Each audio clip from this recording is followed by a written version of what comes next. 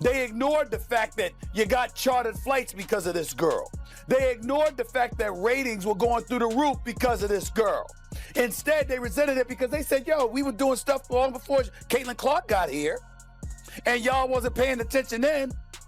But now the young white girl comes along, and y'all want to sit up there and shower all of this praise and all of this attention that was earned before she ever came along. The resentment is understandable, but it's not about Caitlin Clark. It's about what she represents. My point is, grow up. The WNBA thought it had time. Time to slowly elevate its stars. Time to build rivalries. Time to grow the game organically. But that illusion came crashing down the moment Caitlin Clark was ruled out. A left quad strain might seem like a minor injury in the grand scope of professional sports, but not when that injury sidelines the single most bankable name in the league. Clark reported leg discomfort after the Indiana Fevers lost to the New York Liberty and underwent an MRI that confirmed the strain. The Indiana Fever announced that star Caitlin Clark will be out at least 2 weeks with a left quad strain. Clark reported some pain in her leg Saturday after the team's loss to the New York Liberty. She subsequently underwent an MRI and was diagnosed with the strain on Monday. Suddenly, the rematch with Angel Reese, the national broadcasts, and momentum of the entire season were thrown into chaos. The league's central figure was out for at least 2 weeks, and with her, a cloud of uncertainty descended on a WNBA already walking a marketing tightrope. This wasn't just about a missed game, it was about what her absence represented. Ticket sales stalled, fan outrage exploded, and headlines painted the setback as catastrophic. And still, this was only the beginning. If Caitlin Clark deserves better, comment, protect the queen down below. Don't forget to like, subscribe, and turn on notifications so this story gets the attention it deserves. Clark was the WNBA's Rookie of the Year last season and a first-team All-WNBA selection. So far, she's averaging 19 points and a league-leading 9.3 assists through 4 games this season. I could give a damn about that last part. I don't care about her leading the league in assists. I don't care about the points that she's averaging because I already know that the young lady can ball. She is special. What I'm interested in is what somebody tweeted me and asked about earlier today that I want to show you right now. Put this tweet up, please, so our audience can see it here. At 4th Gen Bucci, B-U-C-C-I, right? Stephen A. Smith. Can the WNBA keep itself afloat while CC, as in Caitlin Clark, is out? While most league voices offered silence or sanitized sympathy, one figure erupted with the fury many fans had been bottling up, Stephen A. Smith. The ESPN host didn't just address Caitlin Clark's injury, he detonated a rhetorical bomb on everything surrounding it. With characteristic intensity, Smith tore into the WNBA's leadership, branding the situation a self-inflicted crisis. He pointed fingers directly at Commissioner Kathy Engelbert, accusing her and league officials of neglecting their most valuable asset. Unfortunately, though, the celebration in the WNBA, it was cut short yesterday afternoon as WNBA players learned the harsh lesson: be careful what you wish for. Headline at the New York Post: Caitlin Clark sidelined with Indiana Felines announcing shock injury. Keyword: shock. This injury was shocking, but not for reasons that you may think. Smith's monologue wasn't built on hot takes. It was backed by data, passion, and a pointed message. The WNBA had its golden goose and treated her like a placeholder. He mocked the pretense that Clark was just another rookie, calling out the culture of denial that allowed cheap shots and bruising fouls to go unchecked. And in doing so, he delivered a reality check the league couldn't ignore. His fury wasn't about one injury. It was about months of neglect, building resentment, and the dangerous game of pretending Caitlin Clark wasn't carrying the league on her back. Fanatics also reported a 100% increase in sales for WNBA-specific merchandise. It started with Caitlin Clark.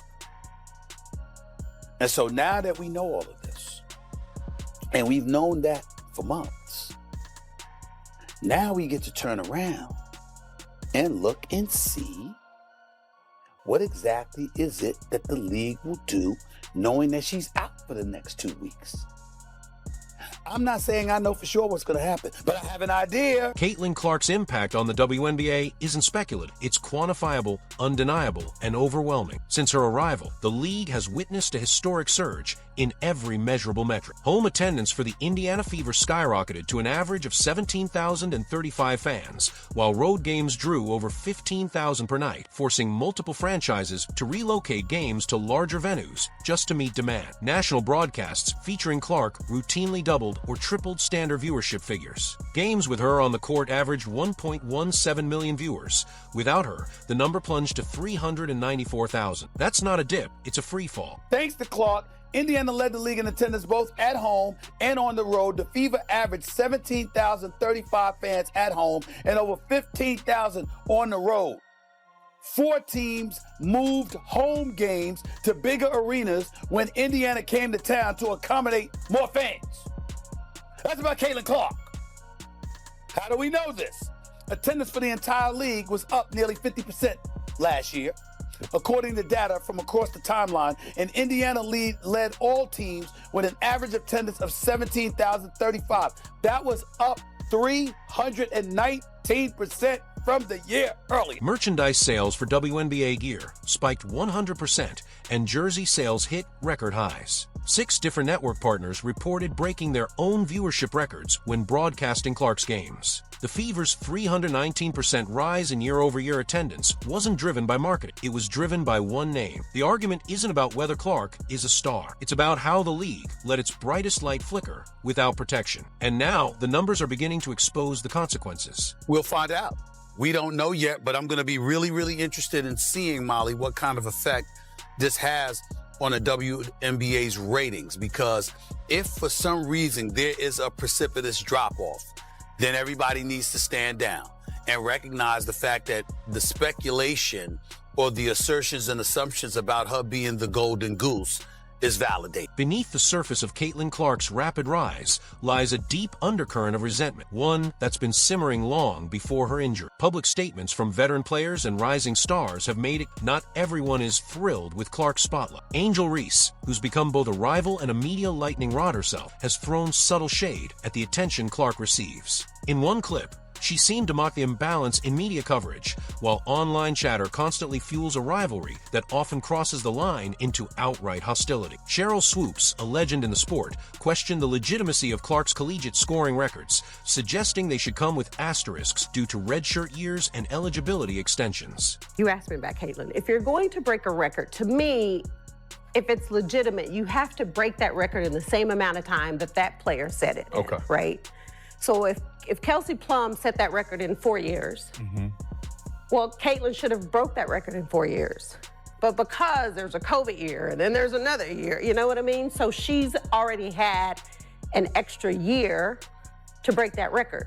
So is it truly a broken record? These aren't isolated remarks. They reflect a growing chorus of voices uncomfortable with how fast Clark has been elevated. Much of this stems from frustration that decades of work by other stars went under-recognized. But while the resentment may be understandable, its target is misdirected. Clark isn't the problem, she's the symbol. The WNBA's spotlight has always been small. Now that it's pointed somewhere specific, the shadows are starting to fight back. I noticed when you're asking about Caitlin a lot, you bring up other rookies as well.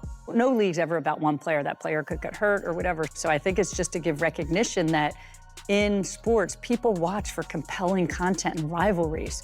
And you can't do that alone as one person. Despite the overwhelming data and fan fervor, the WNBA's response to Caitlin Clark's meteoric rise has been shockingly subdued. Rather than launching a full-scale marketing blitz or publicly embracing her as the league's leading figure, officials opted for generic press releases and cautious statements that barely scratched the surface of her impact. It was as if the league feared giving her too much attention would alienate others, when in reality, it missed the opportunity to rally everyone around the undeniable boost she provided. Became the first rookie with at least 25 points, 5 assists, and 5 rebounds in a playoff game. That was Caitlin Clark. Became the 4th different rookie to play all 40 minutes in a playoff game. That was her. I'm looking at other things. 6 different league television partners. This is last year. This is last season, because this is Caitlin Clark that we're talking about.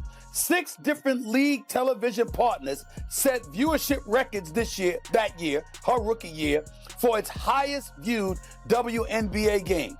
Do you know every one of those games, including the Indiana Fever? Stephen A. Smith described it bluntly, like discovering a genie in a bottle and wasting the wish on a slightly larger bottle. The WNBA had the rare chance to ride the wave of mainstream momentum, attract sponsors, grow its audience, and redefine its place in professional sports. Instead, its messaging failed to match the moment. While fans flooded arenas and viewers tuned in at record-breaking levels, the league acted like business as usual. In doing so, it fumbled a chance to build lasting infrastructure around its newfound star power. Now, with Clark sidelined, the league must confront the painful cost of letting its moment pass uncapitalized. Rising tide lifts all boats. And if this is the magnetic traction that draws viewers to the WNBA, and her absence over the next 2 weeks due to that quad strain is providing further evidence of that, then everybody needs to accept it, stand down, and ride that wave.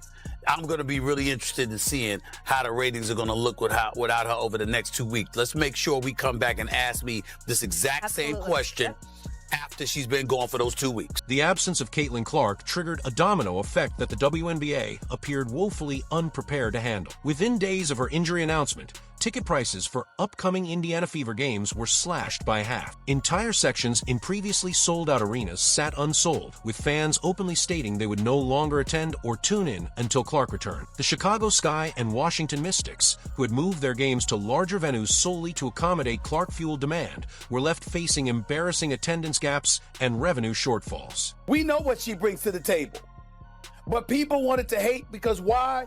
You had a bunch of players in this league that watched this young white girl come along and take the league by storm, and they resented it because they saw the marketing prowess that she had. They ignored the fact that you got chartered flights because of this girl. They ignored the fact that ratings were going through the roof because of this girl. Instead, they resented it because they said, yo, we were doing stuff long before Caitlin Clark got here, and y'all wasn't paying attention then. But now, the young white girl comes along, and y'all want to sit up there and shower all of this praise and all of this attention that was earned before she ever came along. The resentment is understandable, but it's not about Caitlin Clark. It's about what she represents. My point is, grow up. The excitement that once turned Fever matchups into must-see events evaporated. The energy in the arenas diminished. The viewership cratered. Even national broadcasts took a hit as multiple ESPN and CBS primetime games were suddenly stripped of their headline draw. This wasn't just a typical injury substitution. It was a catastrophic financial blow. Look, I think Stephen A. is 100% correct on this. At the end of the day, you already see people actually saying, hey, I'm not watching for 2 weeks. I'm not tuning in for 2 weeks. And it's really bad news for the Mystics and the Sky, because both of those teams moved those games to big arenas. So it's like, now that she's not playing, what is that attendance going to look like? The viewership, right? The viewership is going to plummet. I already know, because majority of the people that's watching the Indiana Fever wants to see Caitlin Clark. And sad to say it, a lot of them only want to see Caitlin Clark. They don't really care about the entire team. Everybody was moving Caitlin Clark games to bigger facilities because everyone was selling tickets. There were ratings. It was a ratings bonanza. Now with Caitlin Clark not playing, what do? Well, when you change your situs, guess what? You can't change it back. Yep.